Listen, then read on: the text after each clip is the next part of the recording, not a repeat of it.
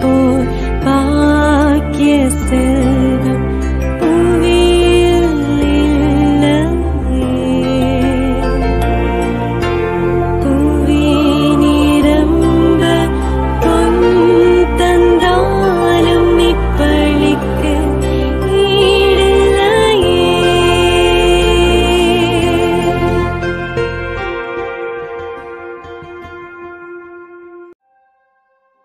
திருப்பலி ஒலிபரப்ப உதவுபவர்கள்: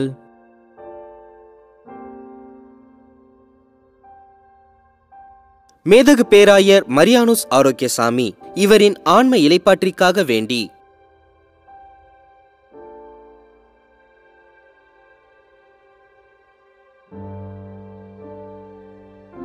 திருமதி ஜூலியா ரிச்சர்ட்ஸ் குடும்பத்தினர் குடும்பத்திற்கு இறைவன் செய்த அனைத்து நன்மைகளுக்கு நன்றியாக வேண்டி,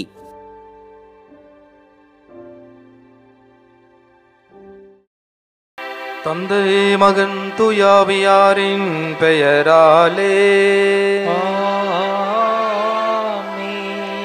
நம் ஆண்டவராகிய இயேசு கிறிஸ்துவின் அருளும் கடவுளின் அன்பும் தூயாவியாரின் நட்புறவும் உங்கள் அனைவரோடும் இருப்பதாக.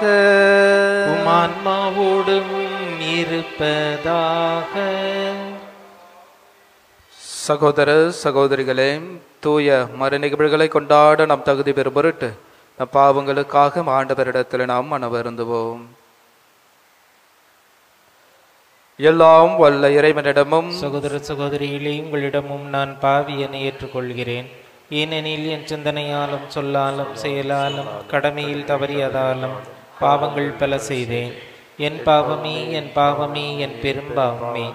ஆகையால் எப்பொழுதும் கன்னியான புனித மரியாதையும் வானதூதர் புனிதர் அனைவரையும் சகோதர சகோதரிகளே உங்களையும் நம் இறைவனாகிய ஆண்டவரிடம் எனக்காக வேண்டிக் கொள்ள மன்றாடுகிறேன். எல்லாம் வல்ல இறைவன் நம் மீது இரக்கம் வைத்து நம் பாவங்களை மன்னித்து நம்மை நிலை வாழ்வுக்கு அழைத்து செல்வாராக. ஆமென்.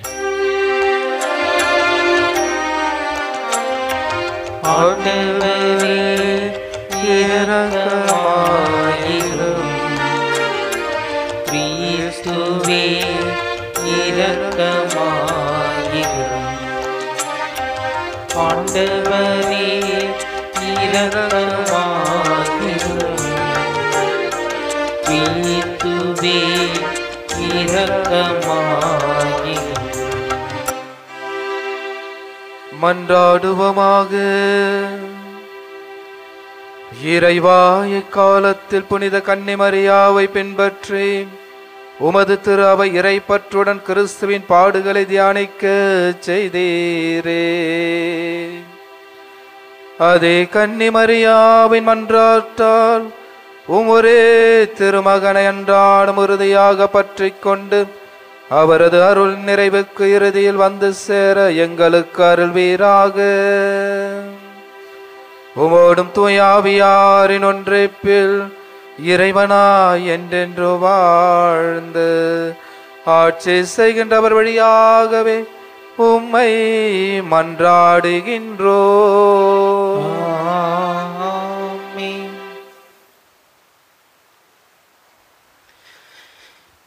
இறைவாக்கினர் எரேமியா நூலிலிருந்து வாசகம். அதிகாரம் 20. இறை வார்த்தைகள் 10 முதல் 13 முடிய. அந்நாள்களில் எரேமியா கூறியது: சுற்றிலும் ஒரே திகில் என்று பலரும் பேசிக்கொள்கிறார்கள். பழி சுமர்த்துங்கள், வாருங்கள், அவன் மேல் பழி சுமர்த்துவோம் என்கிறார்கள். என் நண்பர்கள் கூட என் வீழ்ச்சிக்காக காத்திருக்கிறார்கள். ஒருவேளை அவன் மழங்கி விடுவான், நாம் அவன் மேல் வெற்றி கொண்டு அவனை பழி தீர்த்து கொள்ளலாம் என்கிறார்கள். ஆனால் ஆண்டவர் வலிமை வாழ்ந்த வீரனைப் போல என்னோடு இருக்கின்றார். எனவே என்னை துன்புறுத்துவோர் இடறி விழுவர். அவர்கள் வெற்றி கொள்ள மாட்டார்கள். அவர்கள் விவேகத்தோடு செயல்படவில்லை. அவர்களின் அவமானம் என்றும் நிலைத்திருக்கும், அது மறைக்கப்படாது. படைகளின் ஆண்டவரே, நேர்மையாளரை சோதித்தறிபவரும் உள் உணர்வர்களையும் இதய சிந்தனைகளையும் அறிபவரும் நீரே. நீர் என் எதிரிகளை பழி வாங்குவதை நான் காண வேண்டும். ஏனெனில் என் வழக்கை உம்மிடம் எடுத்துரைத்துள்ளேன். ஆண்டவருக்கு புகழ் பாடுங்கள், அவரை புகழ்ந்தெழுத்துங்கள். ஏனெனில் அவர் வறியோரின் உயிரை தீயோரின் பிடியிலிருந்து விடுவித்தார். ஆண்டவரின் அருள்வாக்கு. இறைவனுக்கு நன்றி. பல்லவி. என் நெருக்கடி வேளையில் நான் ஆண்டவரிடம் மன்றாடினேன். என் நெருக்கடி வேளையில் நான் ஆண்டவரிடம் மன்றாடினேன். அவர் உரைத்தது, என் ஆற்றலாகி ஆண்டவரே, உம்மிடம் நான் அன்பு கூறுகின்றேன். ஆண்டவர் என் கற்பாரை, என் கோட்டை, என் மீட்பர். போற்றதற்குரிய ஆண்டவரை நோக்கி நான் மன்றாடினேன். என் எதிரிகளிடமிருந்து நான் மீட்கப்பட்டேன். பல்லவி. என் நெருக்கடி வேளையில் நான் ஆண்டவரிடம் மன்றாடினேன். ஆண்டவரே, நீர் கூறிய வார்த்தைகள் வாழ்வு தரும் ஆவியை கொடுக்கின்றன, நிலை வாழ்வும் அளிக்கின்றன. ஆண்டவர் உங்களோடு இருப்பாராக. உம் ஆன்மாவோடும் இருப்பாராக. யோவான் எழுதிய தூய நற்செய்தியிலிருந்து வாசகம். ஆண்டவரே, மாட்சி உமக்கே. புனித யோவான் எழுதிய நற்செய்தி அதிகாரம் 10 இறை வார்த்தைகள் 31 முதல் 42 முடிய. அக்காலத்தில் இயேசுவின் மேல் எறிய யூதர்கள் மீண்டும் கற்களை எடுத்தனர். இயேசு அவர்களை பார்த்து, தந்தையின் சொற்படி பல நற்செயல்களை உங்கள் முன் செய்து காட்டியிருக்கிறேன். அவற்றுள் எச்செயலுக்காக என் மேல் கல்லெறிய பார்க்கிறீர்கள் என்று கேட்டார். யூதர்கள் மறுமொழியாக, நற்செயல்களுக்காக அல்ல, இறைவனை பழித்துரைப்பதற்காகவே உன்மேல் கல்லெறிகிறோம். ஏனெனில் மனிதனாகிய நீ உன்னையே கடவுளாக்கிக் கொள்கிறாய் என்றார்கள். இயேசு அவர்களை பார்த்து, நீங்கள் தெய்வங்கள் என நான் கூறினேன் என்று உங்கள் மறைநூலில் எழுதியுள்ளது அல்லவா? கடவுளுடைய வார்த்தையை பெற்று கொண்டவர்களே தெய்வங்கள் என்று சொல்லப்படுகிறார்கள். மறைநூல் வாக்கு என்றும் அழியாது. அப்படியானால் தந்தையால் அர்ப்பணிக்கப்பட்டு அவரால் உலகுக்கு அனுப்பப்பட்ட நான் என்னை இறைமகன் என்று சொல்லி கொண்டதற்காக இறைவனை பழித்துரைக்கிறாய் என நீங்கள் எப்படி சொல்லலாம்? நான் என் தந்தைக்குரிய செயல்களை செய்யவில்லை என்றால் நீங்கள் என்னை நம்ப வேண்டாம். ஆனால் நான் அவற்றை செய்தால் என்னை நம்பாவினினும் என் செயல்களையாவது நம்புங்கள். அதன் மூலம் தந்தை என்னுள்ளும் நான் அவருள்ளும் இருப்பதை அறிந்துணர்வீர்கள் என்றார். இதை கேட்டு அவர்கள் அவரை மீண்டும் பிடிக்க முயன்றார்கள். ஆனால் அவர்கள் கையில் அகப்படாமல் அவர் அங்கிருந்து சென்றார். யோர்தானுக்கு அப்பால் யோவான் முதலில் திருமுழுக்கு கொடுத்து வந்த இடத்திற்கு இயேசு மீண்டும் சென்று அங்கு தங்கினார். பலர் அவரிடம் வந்தனர். அவர்கள் யோவான் அரும் அடையாளம் எதையும் செய்யவில்லை. ஆனால் அவர் இவரை பற்றி சொன்னதெல்லாம் உண்மையாயிற்று என பேசிக்கொண்டனர். அங்கே பலர் அவரிடம் நம்பிக்கை கொண்டனர். ஆண்டவரின் அருள்வாக்கு. கிறிஸ்துவே, உமக்கு புகழ். இயேசுவில் மிகவும் அன்னைக்குரிய அன்பு பிள்ளைகளே, இயேசுனுடைய பாடுகளை பல நிலையில் சிந்தித்து கொண்டிருந்தாலும் இறைவனுடைய நம்பிக்கை என் வாழ்வில் எங்கே இருக்கிறது? இந்த யூதர்களைப் போல பல வார்த்தைகளால், பல தீய செயல்களால், பல தீய சிந்தனைகளால் நீங்கள் இயேசுவின் மீது கல்லெறியக்கூடிய திறமை கொண்டவர்களாக இருக்கிறீர்களா?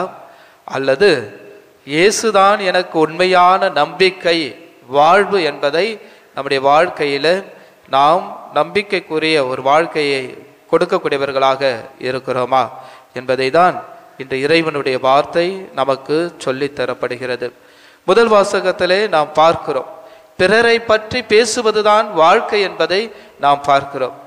நாம் பிறரை பற்றி பேசுகின்ற வாழ்க்கை, பிறரை பற்றி பேசுகின்ற வார்த்தை பிறருக்கு எவ்வாறு துன்பத்தை தரக்கூடியதாக இருக்கிறதா அல்லது இன்பத்தை தரக்கூடியதாக இருக்கிறதா என்பதை நாம் சற்று சிந்தித்து பார்க்க வேண்டும். கடவுள் மீது நம்பிக்கை வைத்து நம்முடைய வாழ்க்கையை பயணிக்கின்ற பொழுது கடவுள் தரும் வார்த்தைக்கு நாம் உயிர் உள்ளவர்களாக இருக்க முடியும் என்பதை தான் சொல்கிறாரே தவிர, கடவுள் மீது நம்பிக்கையற்ற வாழ்க்கை எப்பொழுதும் உயிர் தராது என்பதை நமக்கு சொல்லுகிறார். எனவேதான் நாம் எப்படிப்பட்ட நிலைகளில் நம்முடைய வாழ்க்கையை இறைவனுக்கு பிரதிபலிக்கக்கூடிய ஒரு வாழ்க்கையை, எடுத்துக்காட்டான ஒரு வாழ்க்கை வாழக்கூடிய ஒரு மனிதர்களாக இருக்கிறோம் என்பதை நாம் சற்று சிந்தித்து பார்க்க வேண்டும். தாவீது தன்னுடைய வாழ்க்கையில் எவ்வாறு இறைவனை நம்பினார் என்றால், அந்த சிறிய கல்லை வைத்து நம்பினார். கோலியாத்து மிகப்பெரிய ஒரு படைபலத்தை வைத்து நம்பினான். ஆனால் அவன் யார் மீது வைத்தான்? இவன் யார் மீது வைத்திருக்கிறான் என்பதுதான்.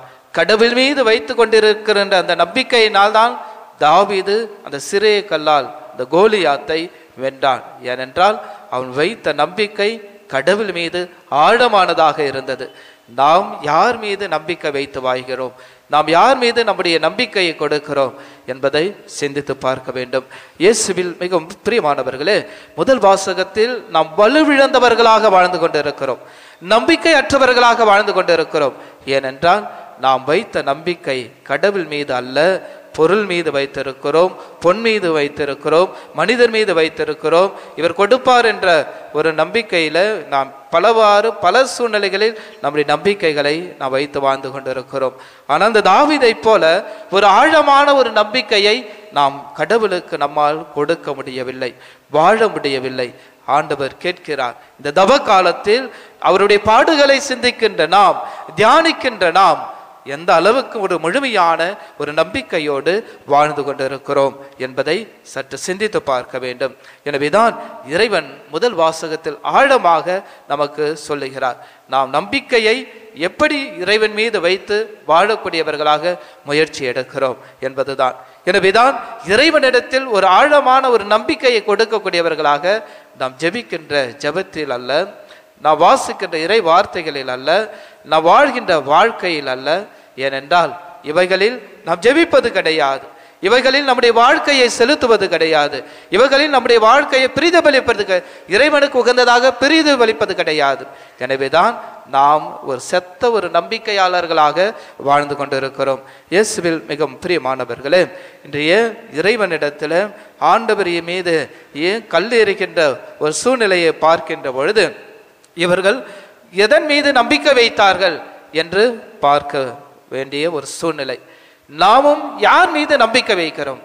இயேசு உன்னிடத்தில் நேரடியாக வந்து சொல்கின்ற மூலமாக அந்த நம்பிக்கை உனக்கு அதிகமாக இருக்கிறதா, அல்லது உன்னோடு வாழ்ந்து கொண்டிருக்கின்ற அந்த கிறிஸ்துவை நீ எவ்வாறு விசுவசிக்கக்கூடியவர்களாக, அதை பிரதிபலிக்கக்கூடியவர்களாக, அந்த நம்பிக்கை வெளிப்படுத்தக்கூடியவர்களாக இருக்கிறீர்கள் என்பதுதான். இயேசுவை கண்டு கொண்டவர்கள் இயேசுவையே நம்பவில்லை, இயேசுவையே ஏற்றுக்கொள்ளவில்லை, இயேசுவையே மறுதலிக்கக்கூடியவர்களாக மாறுகின்ற ஒரு சூழ்நிலையை நாம் பார்க்கிறோம். நம்முடைய வாழ்க்கையிலும் அப்படிதான். நான் இயேசுவுக்காக செய்கிறேன் என்று சொல்லி நம்மையே நாம் ஏமாற்றி கொண்டிருக்கிறோம். தவ காலத்தில் தவம் இருக்கிறோம், நோன்பு இருக்கிறோம், ஜெபிக்கிறோம். எதற்காக ஜெபிக்கிறோம்?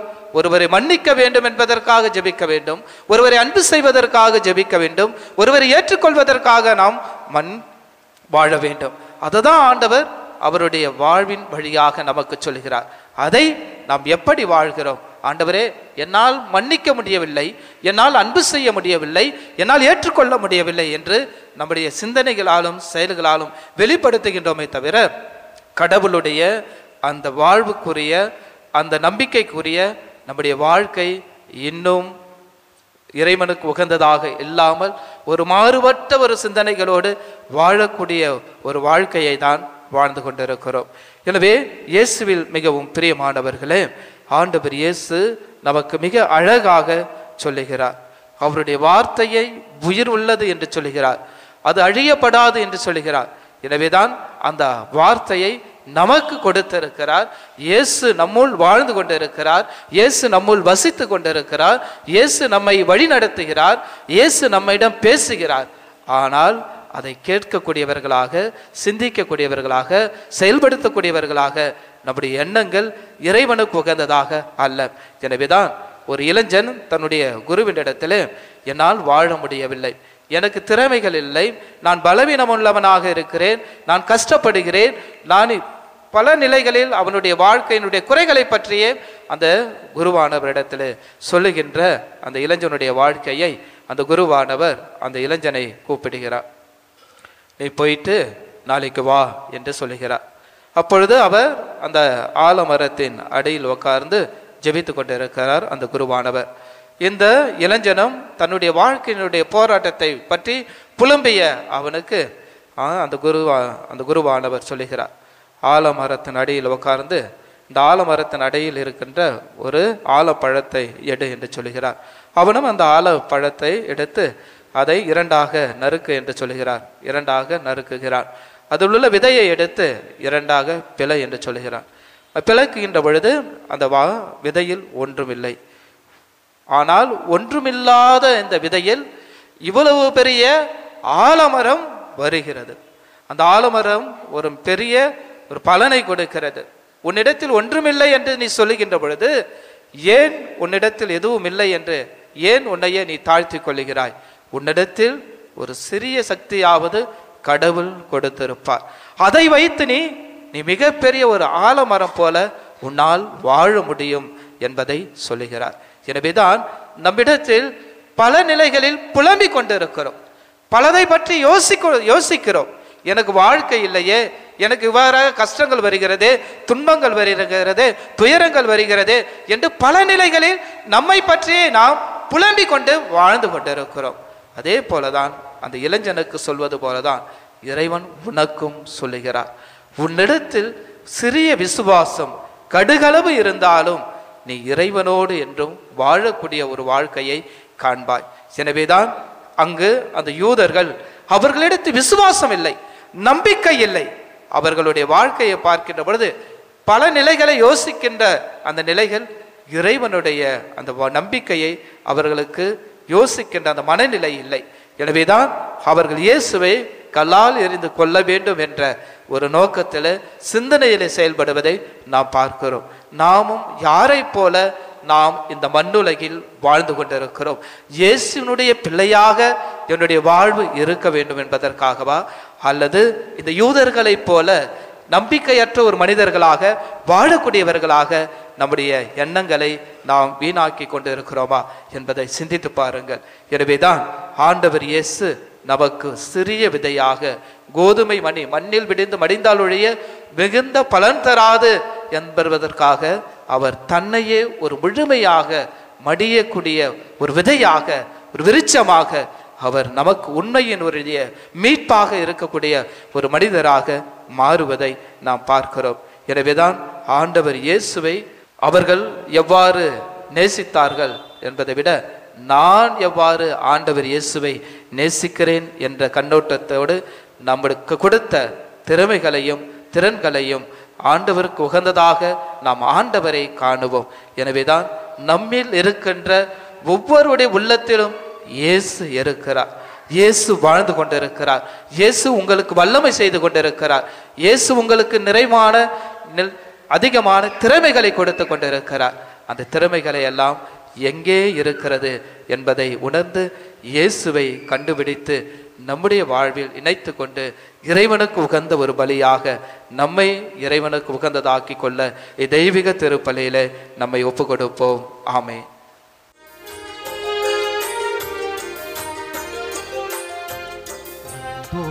தந்திடவே தந்தாயேற்றிடுவார், இம்பாழ்வை உமக்கே பலியாய் தந்தோ அன்பாயேற்றிடுவார். வந்தோம் தந்திடவே தந்தாயேற்றிடுவார், இம்பாழ்வை உமக்கே பலியாய் தந்தோ அன்பாய் ஏற்றிடுவார்.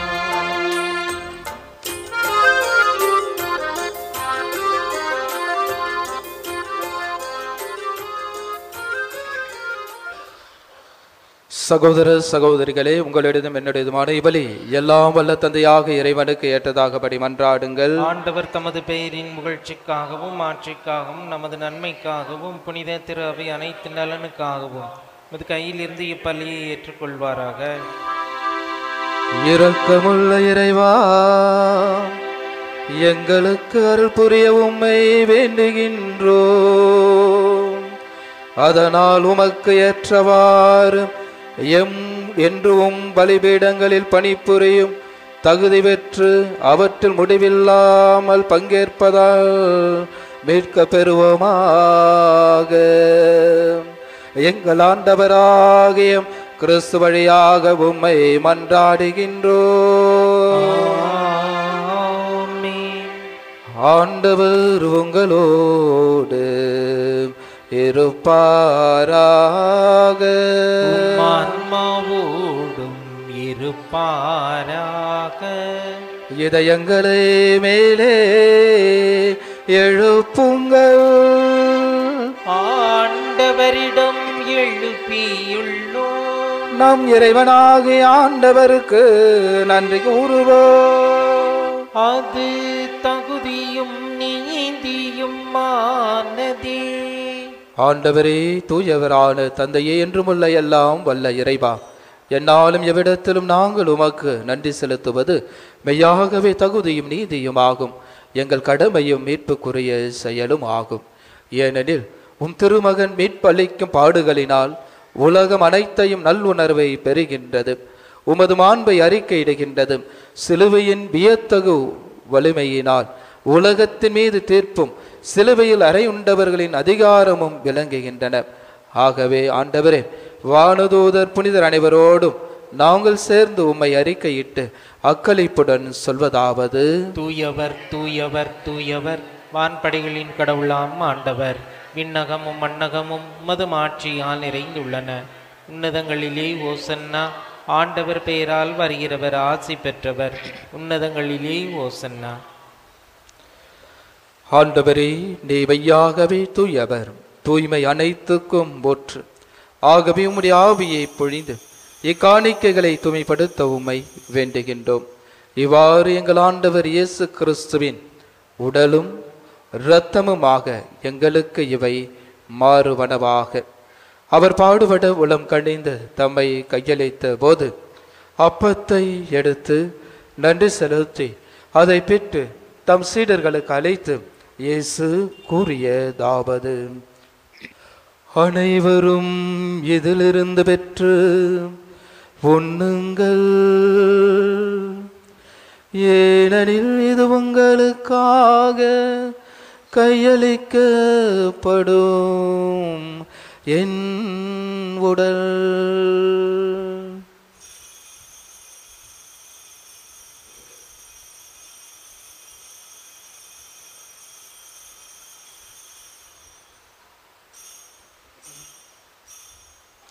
அவனமே இரவு விருந்தை அருந்திய பின் கிண்ணத்தையும் எடுத்து மீண்டும் உமக்கு நன்றி கூறி தம் சீடர்களுக்கு அழைத்து இயேசு கூறியதாவது: அனைவரும் இதிலிருந்து பெற்று பருகுங்கள், ஏனெனில் இது புதிய நிலையான உடன்படிக்கைக்குரிய என் இரத்தத்தின் கிண்ணம்.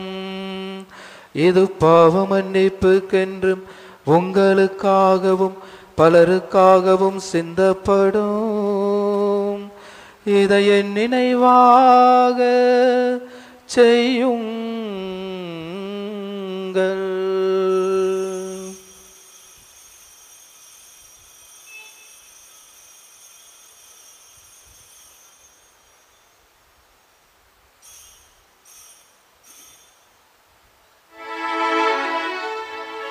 நம்பிக்கையின் மறைபொருள். ஆண்டவரே, நீர் வருமளவும் உமது இறப்பினை அறிக்கையிடுகின்றோம். உமது உயிர்ப்பினையும் எடுத்துரைக்கின்றோம். ஆகவே ஆண்டவரே, நாங்கள் கிறிஸ்துவின் இறப்பினையும் உயிர்ப்பினையும் நினைவு கூர்ந்து வாழ்வு தரும் அப்பத்தையும் மீட்பளிக்கும் கிண்ணத்தையும் உமக்கு ஒப்பு கொடுக்கின்றோம். திருமுன் நமக்கு ஊழியம் புரிய தகுந்தவர்களை ஏற்றுக்கொண்டீர். எனவே உமக்கு நன்றி செலுத்துகின்றோம். மேலும் கிறிஸ்துவின் உடலிலும் இரத்தத்திலும் பங்கு கொள்ளும் எங்களை தூய ஆவியார் வந்து சேர்க்க வேண்டும் என உம்மை தாழ்மையுடன் மன்றாடுகின்றோம். ஆண்டவரே, உலகெங்கும் பரவி இருக்கும் அது திரு அவையை நினைவு கூர்ந்தருளும். எங்கள் திரு தந்தை பிரான்சிஸ், எங்கள் ஆயர் மேதகு ஜார்ஜ் ஆண்டகை, எல்லா திருநிலராக அனைவரோடும் மது திரு அவை அன்பில் நிறைவு பெற செய்தருளும். மேலும் உயிர்த்தெழுமத நோக்கோடு துயில் கொள்ளும் எங்கள் சகோதர சகோதரிகளையும் இறந்தோர் அனைவரையும் இரக்கத்துடன் நினைவு கூர்ந்து மது திருமுக ஒளியின் உலேற்றருளும். எங்கள் அனைவர் மீதும் இரக்கமாயிரும். கடவுளின் கண்ணை தாயான புனித மரியா, அவருடைய கணவரான புனித யோசேப்பு, புனித திருத்தூதர்கள், இவ்வுலகில் உமக்கு உகந்தவராயிருந்தோர் ஆகிய புனிதர் அனைவருடனும் நாங்கள் நிலை வாழ்வில் பங்கு கொள்ளும் தகுதி பெறுபொருட்டு திருமகன் இயேசு கிறிஸ்து வழியாக உம்மை புகழ்ந்தேத்த மரமரல உம்மை மன்றாடுகின்றோம். இவர் வழியாக இவரோடு இவரில் எல்லாம் வல்ல இறைவனாகிய தந்தையே,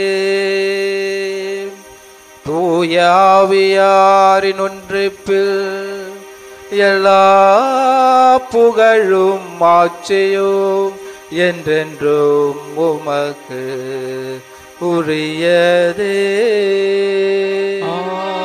ஆமென். ஆமென்.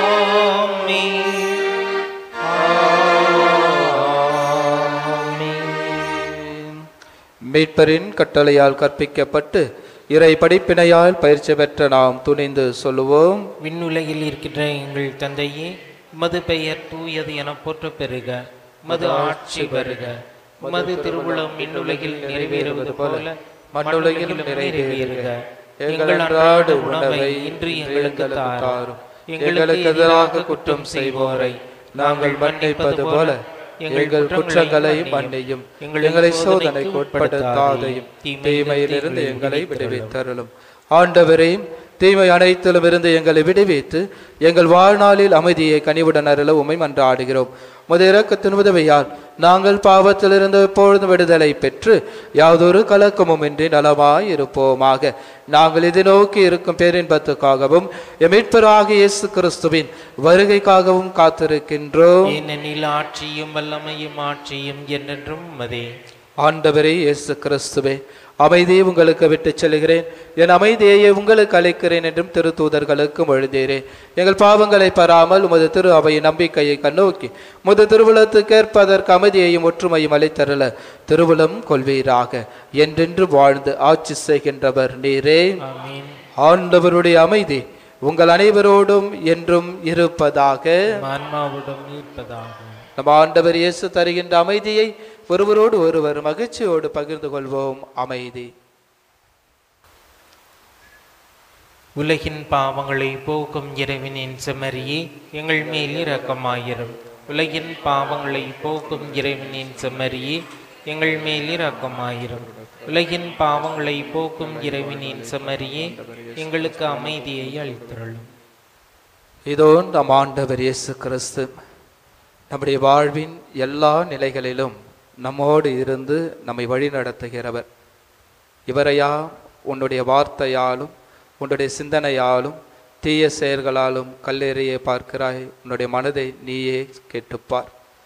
நல்ல மனதை கொடுக்கிற ஆண்டவருக்கு நல்லதை கொடுக்கக்கூடிய பிள்ளைகளாக வாழ முயற்சி எடுக்க நம்முடைய ஜபதவங்கள் ஆன்மீகம் துணையாக இருக்க ஆண்டவர் இயேசு நம்மை பார்த்து கேட்கிறார். இதோ இறைவனின் செம்மறி, இது உலகின் பாவங்களை போக்குபவர். செம்மறியின் விருந்துக்கு அழைக்க பெற்ற நம் அனைவரும் பேறு பெற்றோர். ஆண்டவரே, நீரின் இல்லத்தில் எழுந்திருள்ள நான் தகுதியற்றவன். ஆனால் ஒரு வார்த்தை மட்டும் சொல்லியிருளும், எனது ஆன்மா நலமடையும். நன்றி கூறி மன்றாடுவோமாக. ஆண்டவரே, நாங்கள் பெற்றுக்கொண்ட உமது பலியின் நிலையான பாதுகாப்பு எங்களை என்றும் கைவிடாதிருப்பதாக. எங்களிடமிருந்து தீமை அனைத்தையும் அது என்றும் அகற்றுவதாக. அமைவனவாக. எங்கள் ஆண்டவராகிய கிறிஸ்து வழியாக உம்மை மன்றாடுகின்றோம். ஆமென். எல்லாம் வல்ல இறைவா, எங்களுக்கு அருள் புரிய உம்மை வேண்டுகின்றோம். அதனால் உமது பாதுகாப்பின் அருளை தேடும் அடியார்கள் தீமை அனைத்திலிருந்து விடுவிக்கப்பட்டு அமைதியான மனதுடன் உமக்கு பணிபுரிவார்களாக. எங்கள் ஆண்டவராகிய கிறிஸ்து வழியாக உம்மை மன்றாடுகின்றோம். ஆமென். ஆண்டவர் உங்களோடு இருப்பாராக. உம் ஆன்மாவோடும் இருப்பாராக. எல்லாம் வல்ல இறைவன் தந்தை, மகன், தூயாவியார் உங்கள் அனைவரையும் நிறைவாக ஆசிர்வதிப்பாராக. ஆமென். அன்னையினுடைய அன்பு பிள்ளைகளாக வாழ சென்று வாழுங்கள். திருப்பலி நிறைவு பெற்றது. இறைவனுக்கு நன்றி. திருப்பலி ஒலிபரப்ப உதவியவர்கள்: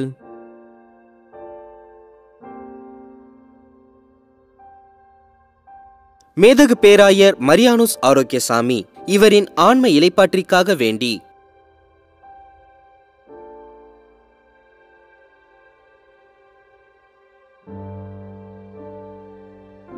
திருமதி ஜூலியா ரிச்சர்ட்ஸ் குடும்பத்தினர், குடும்பத்திற்கு இறைவன் செய்த அனைத்து நன்மைகளுக்கு நன்றியாக வேண்டி